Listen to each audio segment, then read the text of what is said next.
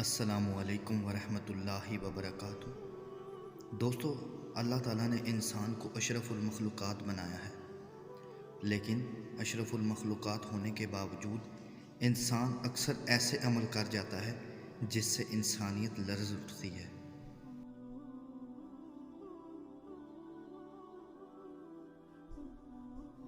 جیسا کہ جاہلیت کے دور کے اندر دین اسلام سے پہلے جب عورت کو ایک نحوست سمجھا جاتا تھا اور بیٹی کی پیدائش پر ان کو زندہ درگور کر دیا جاتا تھا، لیکن آج بھی تقریباً 15 سال پہلے BBC کی رپورٹ میں انڈیا کے اندر ایک دن میں تقریباً 3000 بچیوں کو پریگنینسی کے درمیان ہی مار دیا جاتا تھا، اور آج کیا ہوگا یہ اس بات سے اندازہ لگایا جا سکتا ہے۔ اور اسی طرح آئے دن دنیا کے اندر ایسے معاملات سامنے آتے رہتے ہیں جن میں غیرت کے نام پر یا بیٹی پیدا ہو تو مار دیا جاتا ہے، اسی طرح دوسرے کتنے معاملات کے اندر بچیوں کو مار دیا جاتا ہے۔ اسی طرح گزشتہ دنوں کے اندر کراچی میں ایک باپ نے غیرت کے نام پر اپنی بیٹی کا سر تن سے جدا کر دیا، اور اسی طرح کچھ منتھ پہلے ایک باپ نے میاں والی کے اندر اپنی بیٹی کو صرف اس لیے مار دیا جو کچھ دنوں کی تھی کہ میرے ہاں پہلا بیٹا کیوں نہیں ہوا،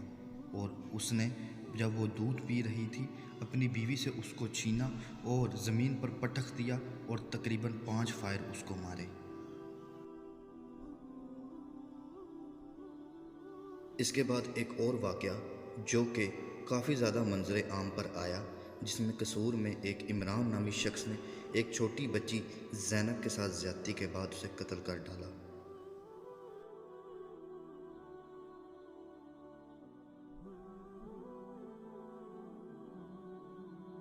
آیا ان موقعوں کے اوپر علماء کرام کو بجائے یہ کہ عورت کے فضائل بتانے پر جو ہم کو تقریباً پتہ ہیں،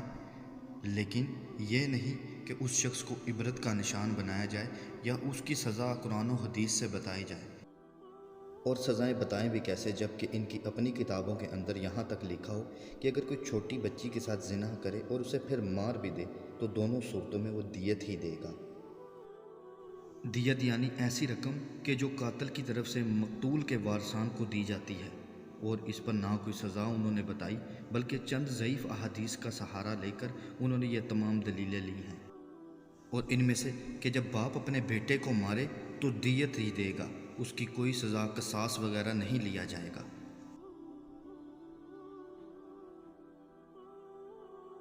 اور ان میں سے جامعہ ترمذی کی احادیث جس پر امام ترمذی نے جرح کی کہ آیا یہ احادیث ضعیف کیوں ہیں،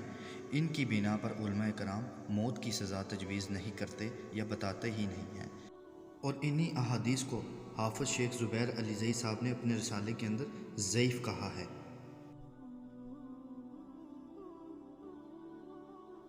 آیا اس میں لکھا کہ اگر باپ بیٹے کو مار دے اپنی اولاد کو تو وہ قصاص کے طور پر نہیں مارا جائے گا بلکہ صرف دیت دے گا۔ اس پر کچھ نے یہاں تک لکھا کہ اہل علم کا یہی اسی یعنی کہ ضعیف حدیث کے اوپر ہی عمل رہا ہے، یعنی کہ اگر کچھ احادیث ضعیف ہیں لیکن اہل علم کا عمل دیکھا جاتا ہے۔ کیا ایسے شخص کی صرف یہ سزا ہونی چاہیے کہ وہ صرف دیت دے؟ آیا کہ جو اپنی اولاد کو صرف اس وجہ سے مار دے کہ اس کے گھر بیٹی کیوں پیدا ہوئی، یا غیرت کے نام پر یا کوئی چھوٹی بچی کے ساتھ زنا کرے اور اس کو پھر مار ہی دے، اور ان کے مطابق کہ صرف دیت دینی چاہیے، آیا قرآنی آیات اور احادیث کیا کہتی ہیں اس معاملے میں؟ صحیح بخاری اور مشکات المصابیح کے اندر آپ صلی اللہ علیہ وسلم نے فرمایا، جس نے کسی ذمی کو ناحق قتل کیا وہ جنت کی خوشبو بھی نہ پا سکے گا، حالانکہ جنت کی خوشبو 40 سال کی راہ سے سونگھی جا سکتی ہے۔ اس میں تمام انسان شامل ہیں کہ جو بھی کسی کو ناحق قتل کرے گا وہ جنت کی خوشبو جو کہ 40 سال کی مسافت کی دوری سے بھی سونگھی جا سکتی ہے نہیں سونگھ سکے گا۔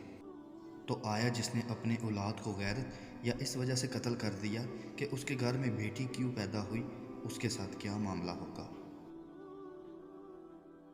اور اسی طرح سورہ مائدہ کے اندر فرمایا، جو شخص کسی کو بغیر اس کے کہ وہ کسی کا قاتل ہو یا زمین میں فساد مچانے والا ہو قتل کر ڈالے تو گویا اس نے تمام لوگوں کو قتل کر دیا، اور جو شخص کسی ایک کی جان بچا لے اس نے گویا تمام لوگوں کو زندہ کر دیا۔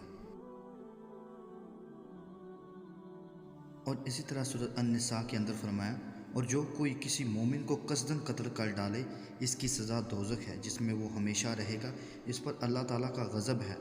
اسے اللہ تعالیٰ نے لعنت کی اور اس کے لیے بڑا عذاب تیار کر رکھا ہے۔ اور سورۃ المائدہ کے اندر فرمایا اور زمین میں فساد کرتے پھریں، ان کی سزا یہی ہے کہ وہ قتل کر دیے جائیں یا سولی چڑھا دیے جائیں یا مخالف جانب سے ان کے ہاتھ پاؤں کاٹ دیے جائیں یا انہیں جلا وطن کر دیا جائے۔ یہ تو ہوئی ان کی دنیاوی ذلت اور خواری، اور آخرت میں ان کے لیے بڑا بھاری عذاب ہے۔ تو آیا جس شخص نے اپنی بیٹی کو غیرت یا اس وجہ سے قتل کر ڈالا کہ اس کے ہاں بیٹی پیدا کیوں ہوئی، تو باقی لوگوں یا وہ عورتیں جو گھروں میں سہمی ہوتی ہیں یا جن کے گھر کے معاملات ایسے ہوتے ہیں، کیا ان کو یہ سوچ نہیں آئے گی کہ آیا ان کے ساتھ بھی ایسا ہی کیا جا سکتا ہے؟ کیا ان کی اولاد کو بھی اس وجہ سے مارا جا سکتا ہے کہ ان کے ہاں بیٹی پیدا کیوں ہوئی؟ کیا یہ فساد نہیں ہے؟ جیسا کہ سورۃ النحل کے اندر اللہ تعالیٰ نے فرمایا ان میں سے جب کسی کو لڑکی ہونے کی خبر دی جائے تو اس کا چہرہ سیاہ ہو جاتا ہے اور دل ہی دل میں کھٹکنے لگتا ہے، اس بری خبر کی وجہ سے لوگوں سے چھپا چھپا پھرتا ہے، سوچتا ہے کہ کیا اس کو ذلت کے ساتھ لیے ہوئے ہی رہوں یا مٹی میں دبا دیں۔ آہ کیا ہی برے فیصلے کرتے ہیں۔ افسوس کے دور حاضر کے اندر بھی ایسے لوگ موجود ہیں کہ جن کے ہاں جب بیٹی پیدا ہوتی ہے تو ان کے چہرے سیاہ ہو جاتے ہیں اور دل و دماغ میں عجیب و غریب سوچیں چل رہی ہوتی ہیں۔ کیا یہ اللہ کے احکام کی نافرمانی نہیں ہے؟ اور یہ تو اللہ تعالیٰ کی دین ہے، جیسے سورہ الشعراء کے اندر فرمایا آسمانوں کی اور زمین کی سلطنت اللہ تعالیٰ ہی کے لیے ہے، وہ جو چاہتا ہے پیدا کرتا ہے، جس کو چاہتا ہے بیٹیاں دیتا ہے، جسے چاہتا ہے بیٹے دیتا ہے یا انہیں جمع کر دیتا ہے، بیٹے بھی اور بیٹیاں بھی، اور جسے بانجھ کر دیتا ہے وہ بڑے علم والا اور کامل قدرت والا ہے۔ اس کے علاوہ کچھ ایسے ذہنوں کے بھی لوگ پائے جاتے ہیں جو بیٹی پیدا ہونے پر عورت کو قصوروار کہتے ہیں کہ اس کی ساری وجہ عورت ہے، حالانکہ سائنس نے آج یہ واضح کر دیا ہے کہ مرد اور عورت میں کروموسومز پائے جاتے ہیں، عورت میں ایکس ایکس اور مرد میں ایکس وائی۔ جب مرد کا ایکس عورت کے ایکس کے ساتھ میل کر جاتا ہے یعنی ایکس حاوی ہو جائے تو بیٹی پیدا ہوتی ہے، اور اسی طرح جب مرد کا وائی عورت کے ایکس پہ حاوی ہو جائے تو بیٹا پیدا ہوتا ہے۔ اور اسی طرح سورۃ تکویر کے اندر جب قیامت کے دن اس بچی کو زندہ کیا جائے گا جس کو زندہ گاڑ دیا گیا تھا، اور جب زندہ گاڑی ہوئی لڑکی سے سوال کیا جائے گا کہ کس گناہ کی وجہ سے وہ قتل کی گئی، تو تب اس شخص کے ساتھ کیا معاملات ہوں گے۔ اللہ تعالیٰ ہمیں اپنے دین کو سمجھنے، اس پر عمل کرنے اور دوسروں تک پہنچانے کی توفیق عطا کرے۔ السلام علیکم ورحمۃ اللہ وبرکاتہ۔